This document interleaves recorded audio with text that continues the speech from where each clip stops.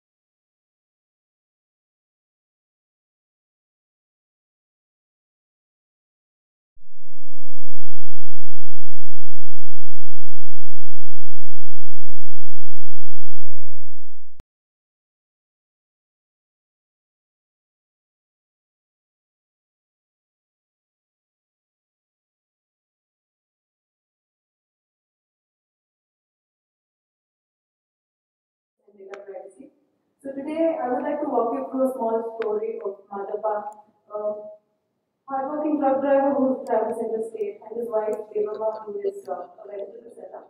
Sir? So these are the people who have eligibility for finance. These are the people who have eligibility for access to subsidies. Sorry. But they don't have time to leave their jobs where they're sitting and go and get services. They don't have time to go figure out who is the department I need to talk to and where is the bank that can give me services. So that is the problem. In fact, there is a study which says $2 billion are lost every year in India alone in foregone income, that is the time it takes for people to travel to and from a bank. And that is a lot of money. So this is one side of the story. On the other side, we have our citizen-centric government who is giving subsidies and schemes for people, and they face two main problems. One is they don't get access to the rightfully deserving people. And the second problem is even if they do, to figure out if the subsidies were being utilized for the purpose that they were given for, and also to figure out if there were no frauds that happened. So, is there a solution that can solve both these problems, Madhapas and the governments, gracefully? I'd like to introduce the super identity.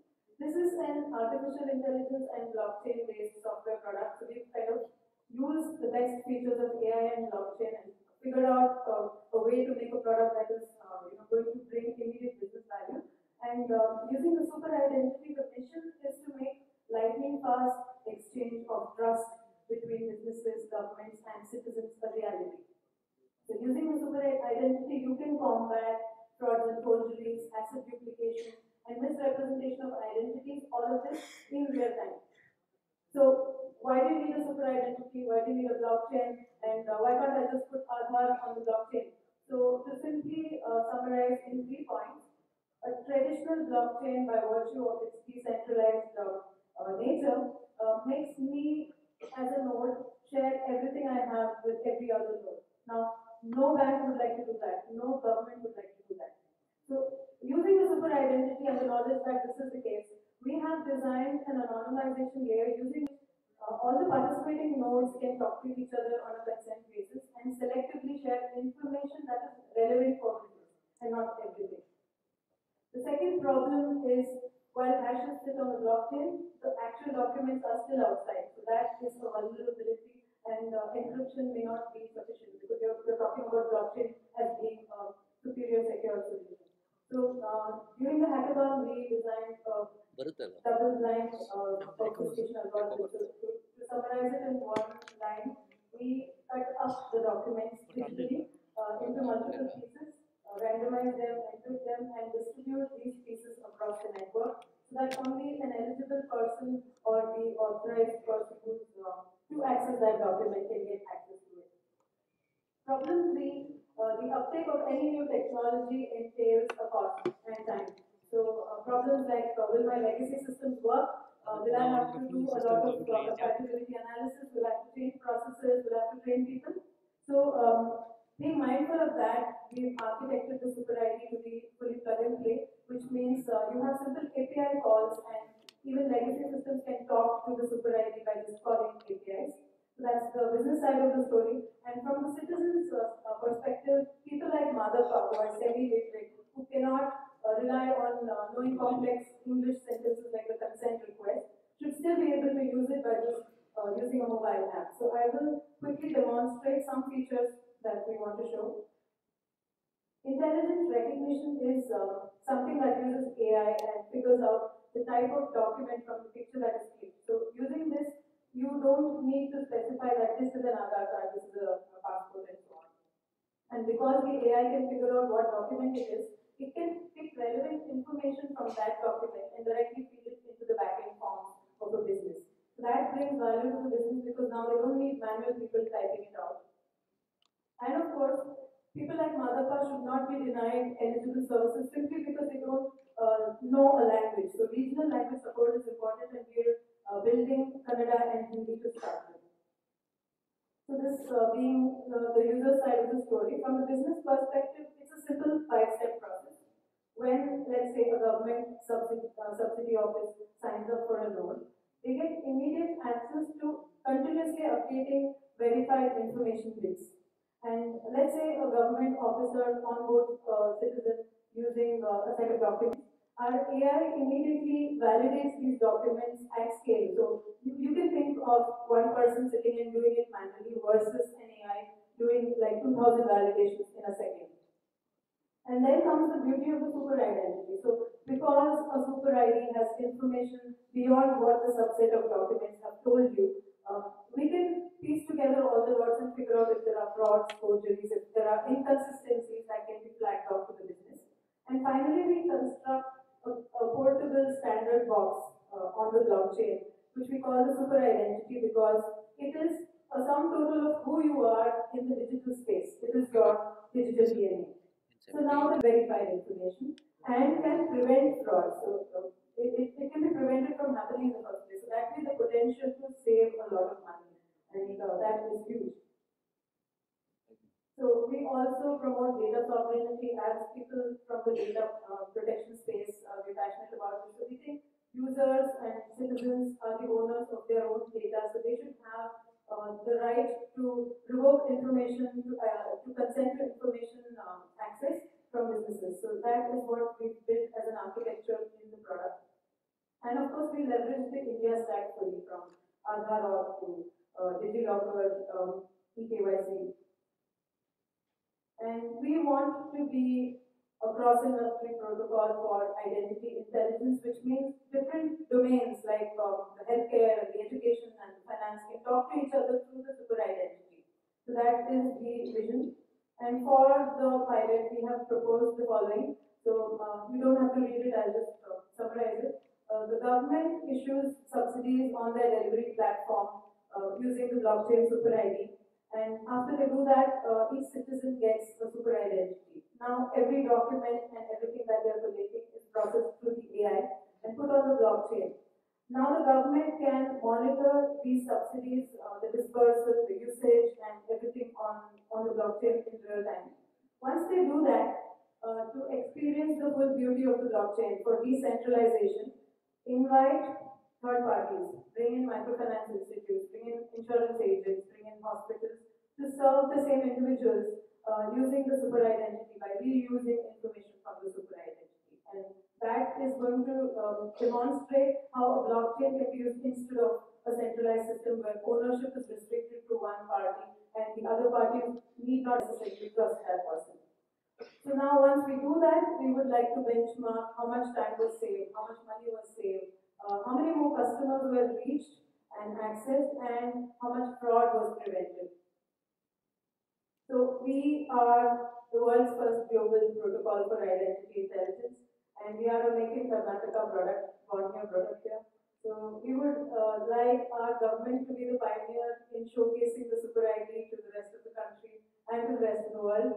I'm thankful to be here, thankful for this opportunity, and a big thank you to the judges and the mentors who helped us through the hackathon, and your encouragement has brought us here. So thank you very much.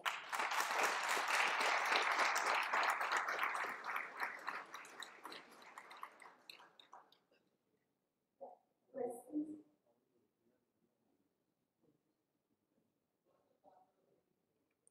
You're using Hyperledger? So the idea is to be a cross blockchain protocol as well, because if we call ourselves a super ID, we can't restrict ourselves to one blockchain. But we started with Hyperledger. Any engineer?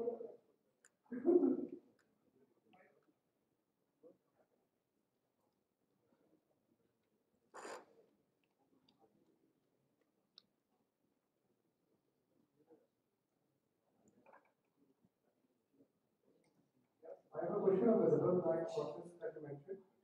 So you mentioned that you break up the document into multiple parts and you distribute the individual parts to the biggest nodes of the blockchain.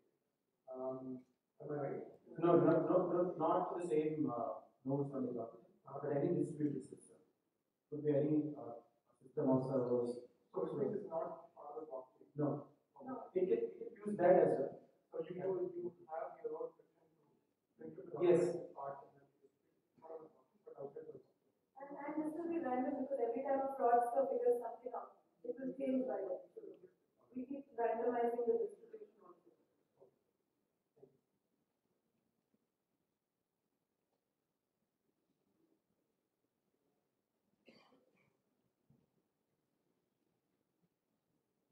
To follow up on that question, so you are maintaining an index of these files, right? So where is that index being stored? So that says the mobile of the end user, one, or if they want, they can store it on the cloud or DigiLocker with their consent.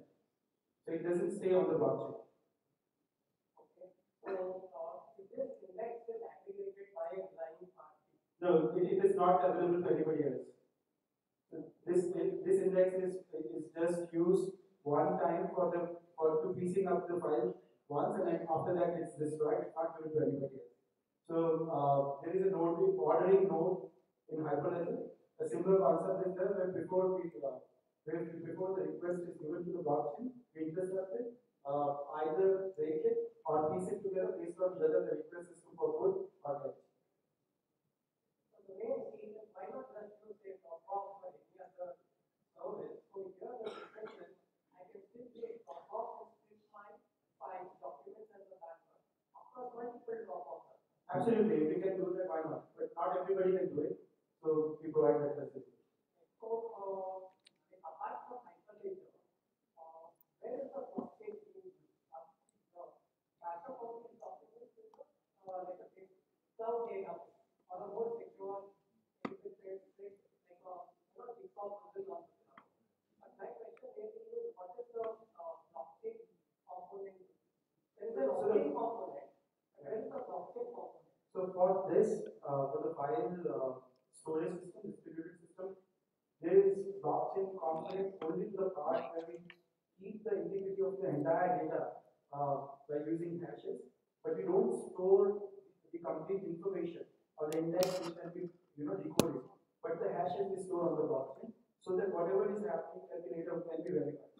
That was my original question, because only the hashes on the blockchain, and these hashes are pointing to a document, let's say on a Hyperledger node or IPFS node or wherever. So then your index is being exposed, and it's like a jigsaw puzzle waiting to be solved. And if there is valuable data, it is being stored. That's exactly where we bring the randomization part. And also, the vision is a little grander than that. So we don't want to be restricted to one financial domain or something like that. So because there are multiple domains interacting with each other, there cannot be a centralized system. There has to be a decentralized system. So blockchain, first of all, comes into picture because of the fact that multiple domains are talking to each other, and even within the same domain, there are parties which are talking to each other for the first time, and they can still trust the system to use the super ID as is. So they don't need to re-verify information. Once the information is verified and put on the blockchain, there is transparency, there is auditability, and there is a trust good enough to say, I can reuse these documents in their state as is without having to worry about doing the verification again. And also there are one-way hashes, so they cannot be decoded. Yeah, I agree with that. Only I think was if the value is Sorry, we're really up. There's one last question there. If you have one question to ask. Hi, myself Vinny and congrats. So you're using Hyperledger. Now, Hyperledger ordering service is fault tolerant, not Byzantine tolerant. And that is one of the soft spot for hacking the system. And that may be a major issue in identity management. Because if ordering service can be hacked, because that's not a Byzantine tolerant, that's how it achieves that scale which Bitcoin or Ethereum are not able to do. So, have you done some study or you plan to do some changes on that part? Certainly, and the version that we have used is not using Byzantine case. So it's a single node right now. Vector-based is using Kafka. So when we come there, we would certainly work on it. For a very critical application, the security becomes very important. Can you take it offline? Sure. Thank you. Please talk to us, we will be around. Thanks, team. Thank you so much.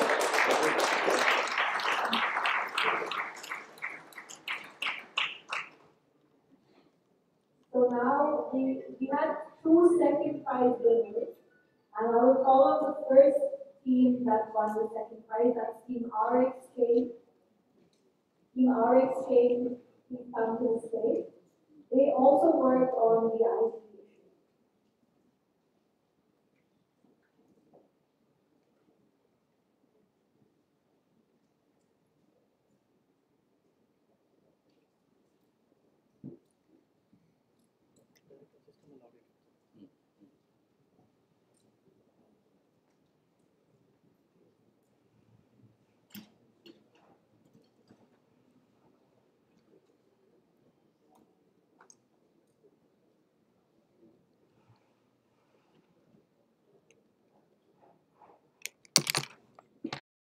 Do not have a lot of visibility and control over who gets to see our data.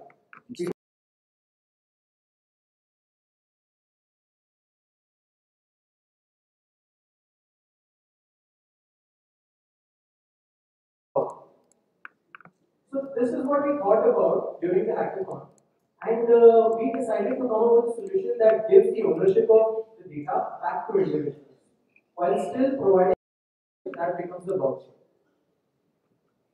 So there are 3 key stakeholders in our system. There is an issuing authority, like central government, which collects some demographic, biometrics, verifies them and issues a document. There is the user, who is the owner and custodian of the data and gets to decide who accesses their data, what they access, when they access, and also revoke access. And then there is a service provider who can make requests for specific.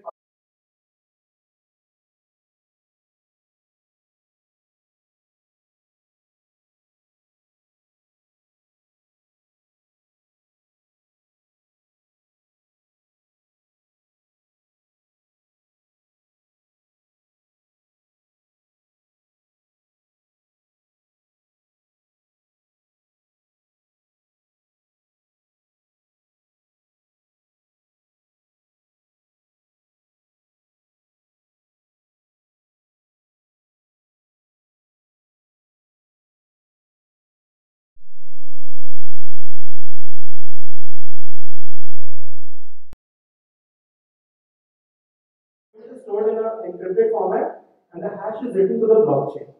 On the user's phone, the user can see a list of all the documents that they have been issued.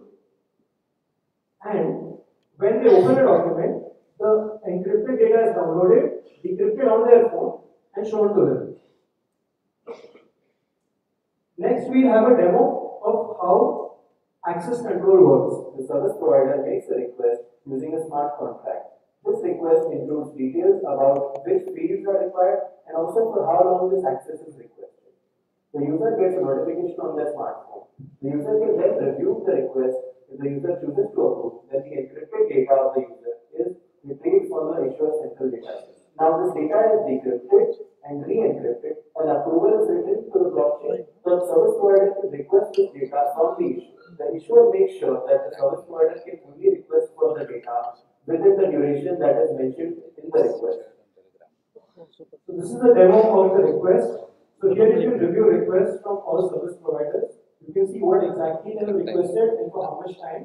Then once you approve the requested, your data is encrypted, uploaded, and then an approval is written to the blockchain.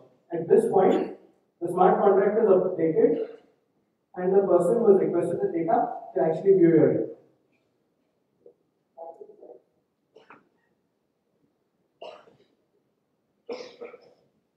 Audio better. So essentially, apart from the existing benefits such as eKYC, authentication, verification, we have these additional benefits of the system. One is the ownership and access control, which now belongs with the user, not with some central authority. And then there is no single point of failure, again, because even if that data is compromised, all the data is encrypted using users' private keys. It's tamper-proof and there are verifiable access logs. You can see when a document was issued, you can verify that the document is accurate, issued by the government and up to date by simply looking up the hash of the blockchain. And at the same time, you can also provide a selective and time-limited access to particular fields of particular documents. So this is a brief intro about our team. Thank you.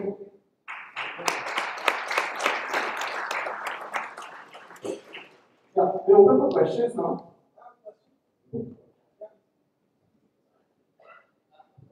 Hello. Hi. First of all, congratulations. And just wanted to know the RSA algorithm and the hash algorithm which you have used. May I know the how many bits of the RSA key you have used? Right now we have used 1024 key, but if you are building making a system, like you just increase RSA keys on the instrument. And the reason of using RSA? Sorry? The reason of using RSA, because there are better secure algorithms are also available. Yeah, we chose one of the public key because it's like the most commonly used as RS1024 and RS2048. Like that's the most commonly used public key algorithm. And for the hash algorithm? Hash algorithm we use STAR286 and generally blockchains like keep telling like beforehand like what algorithm needs to be updated. STAR286. Thank you. Hi. Here. First row. Congratulations. This is a non-technical question from the government administration point of view. Here we have a UID which has unique identity for road your line. But here in the morning session we learned that in the blockchain the blocks cannot be altered. But whenever we have government issues many different identity cards, which generally requires renewal like passport or driving license.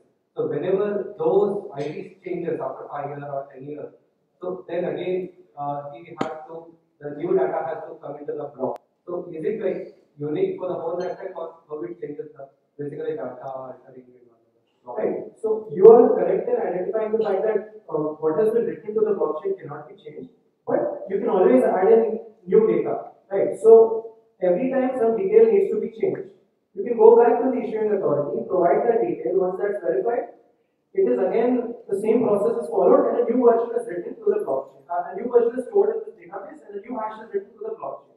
Right. So now, in fact, now this has a benefit. Right. Suppose I give an old document to somebody. They can take the hash, look up for the most recent entries against my name, and they will actually see that this is an older hash. Right. So every time the data is updated, a new hash is written. And when you send data to someone, they can verify it by looking it up on the blockchain that it is up to date. They can see when it has been issued if you want to allow it. Yeah, once the new data is added, the unique number or the super ID, does it change or still that uniqueness will remain? So you can still have the same unique ID associated with it. It doesn't have to change. Thank you. Hi, I'm Prashant here, right here.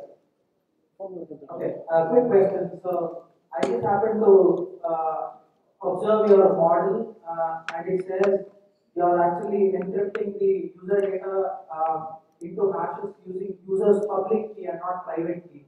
Is that intentional? Because public key is available for everyone. So I just want to know your rationale behind using public key and not private key. So that is how RSA cryptography works. That I give you my public key. Now, if you want to send me some information, you encrypt it using my public key. And then once you send it to me, I can decrypt it using my private key. Okay, so it is secured underneath using private key. The user will identify himself with his private key, but the data that gets stored has to be hashed with the public key. Or Encrypted, encrypted with the public key. So the people who want to make use of it can use his public key again to decrypt. Correct?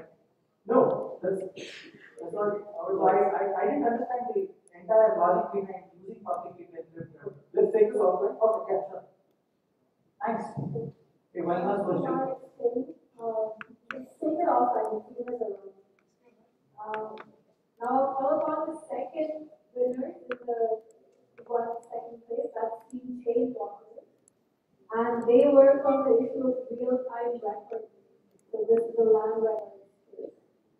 So Chain Walker, you can get their presentation now.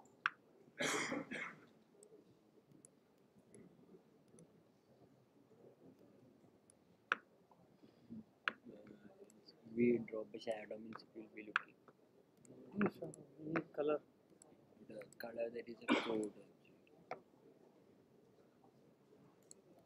This is the team that's going to present now. Chain workers. Oh, super. ಅವ್ರದ್ದು add ಮಾಡ್ಬಿಟ್ರೆ ನಾನು ಬೇರೆಯವ್ರದ್ದೆಲ್ಲ ಇಲ್ಲ 10 5 ಕಳ್ಸಿದ್ರು 5. 2 plus 2 plus 3 each one. Okay. 7. So, thanks a lot.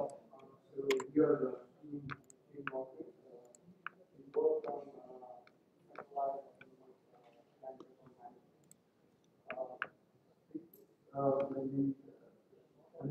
we are from India. We picked up this specific land record management because I'm sure everybody here would have gone through the land deals at some point of time. You know the pain points that Check red color code. a lot of disconnected systems and everything needs to go pillar to post to get that thing. So what we proposed was an architecture as well as a solution, which we call it as registration seva kendra, where a user can register an intent of selling it, and the registration can happen in a kind of an ATM kind of way. That's what we proposed. So I'm going to quickly go through the logical architecture, mostly technical. So the core of it is we use Hyperledger. So we visualize the nodes to be the nodes like array, movie, and land acquisitions, which are typical organizations or entities which are involved in the land record management system. And there could be many more, but as an illustration purpose, we have this one.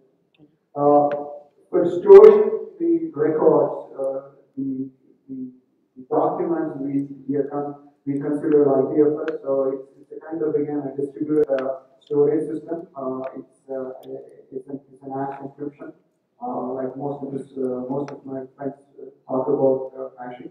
That's pretty much the same that we have. Rest of it is exposed to a set of REST services where the user or probably the systems would interact, will have a REST APIs or event listening system. Everything is a kind of a Node.js application is what we visualize.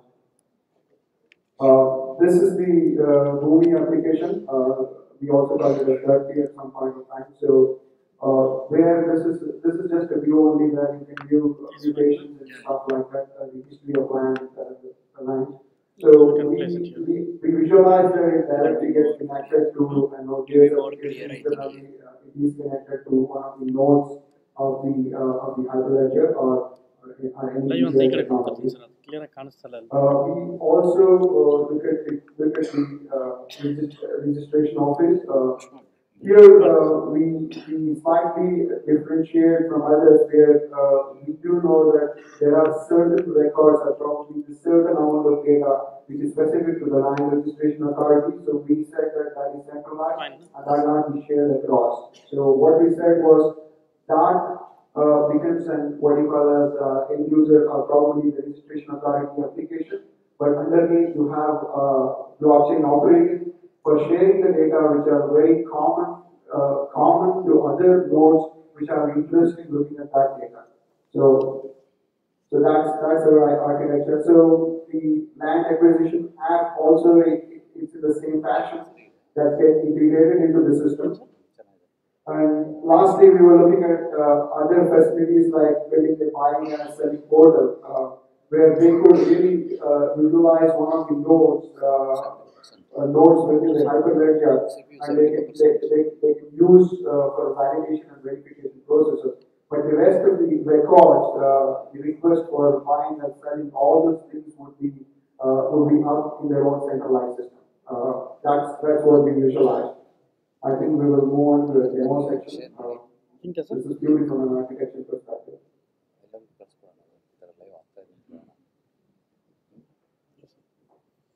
Moving on to the demo section, where we have the land records portal, which is connected to the blockchain environment. Here you can just really look at the RTC architecture. I think it's the possible set. So what we're talking is about different searches that are possible. You can do a Google Map kind of search, or you can do search by an Aadhaar, if it is Aadhaar is again validated, or you can just search by the owner's name and the PIN code and stuff like that. If it is unique, it's going to pop up a record, and in this case, it is a property which gets shown. So here you can even visualize from a map perspective. We have not shown the exact details of how the land and stuff like that because we do not have the data for it. But if the data is available, we can really bring up that pixel land. So that's the search we have. Also we have history, which talks about mutation. So this will bring up all the stuff.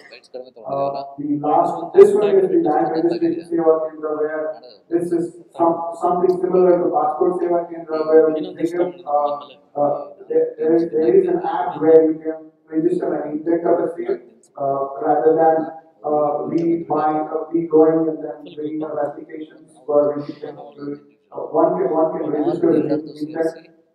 So this is the user, maybe this is another login that he's logging into. And this will be authenticated through OTP and stuff like that. So what you see here is the property that the person owns, and he can really say, I will begin the transfer. So this transfer is just an intent of transferring it. So once he clicks on that, you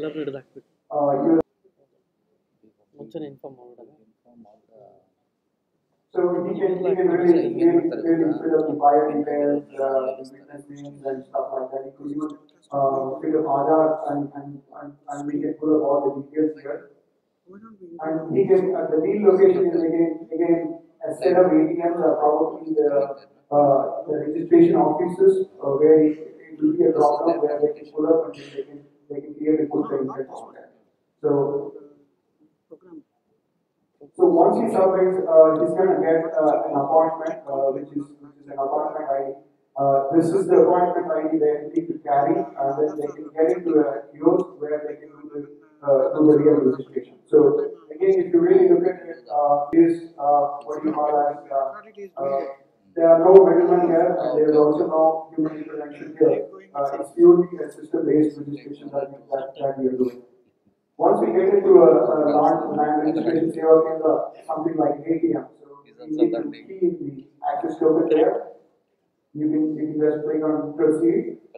What happens here is that it brings up all the details of it, and also you can really do the payment. The payment details can be filled in, and you can instantly do the payment here. And also the buyers and sellers. The biometrics can be done. In this demo, we have not shown this, where these details can be put in. And once everything goes through, we just need to fill up the details of the buyer name and all the details. Again, as I said, we can pull this up from Aadhaar or any other identity solution.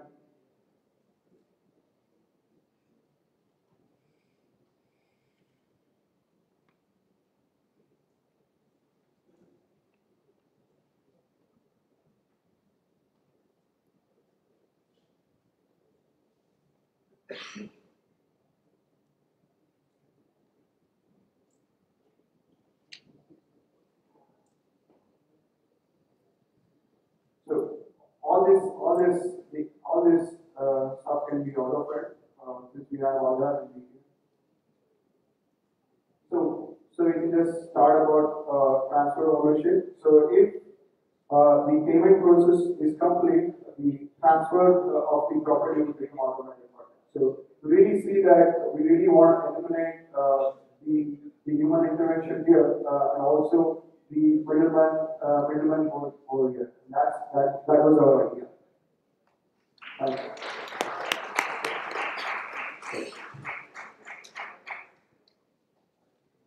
Yes, we are open for questions. Hi, my name is Malesh. I have a fundamental question in this entire demonstration.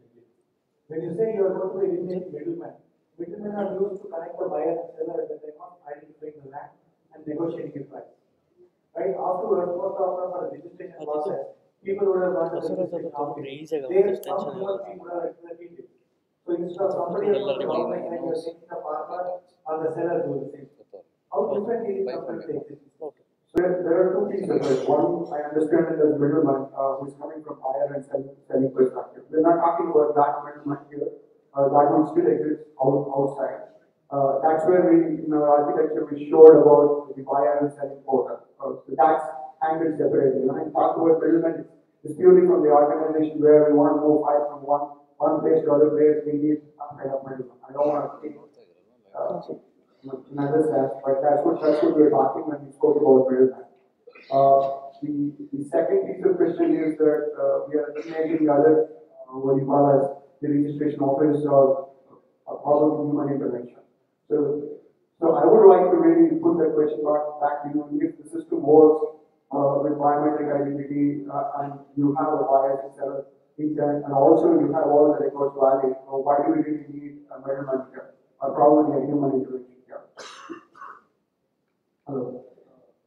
First of all, congratulations, job well done. Two fundamental issues. One is how are you authenticating the ownership validation. Second is the valuation bias.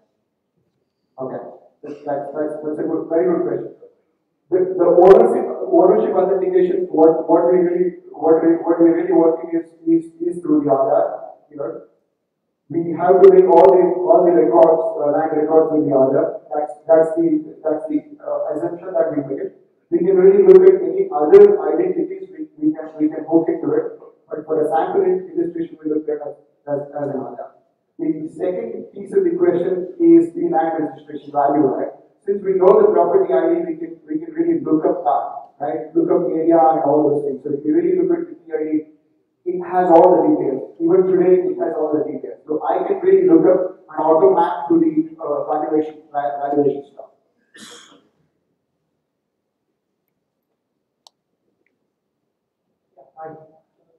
One question which probably applies to previous two learning. What is that you have achieved via blockchain in your POCs or projects which could not have been achieved by national database? Okay. So it's a good question again. So what have we achieved? So now what is happening with the centralized system, right? So you have multiple centralized systems based on division to division, and that has been eliminated. And if such a thing is available, you really have to do the data transfer or do the ETL or any other data transfer mechanism. Which is pretty much auto-replicated and it is trustable, right? Otherwise, you still have to have another system where you are still doing ETL or any other system. So you can really do that stuff. And you're also losing the trust, right? What if there is no system available where somebody has to manually take the printout and then they have to upload it on another system? So that's what is getting eliminated. Can you answer the question?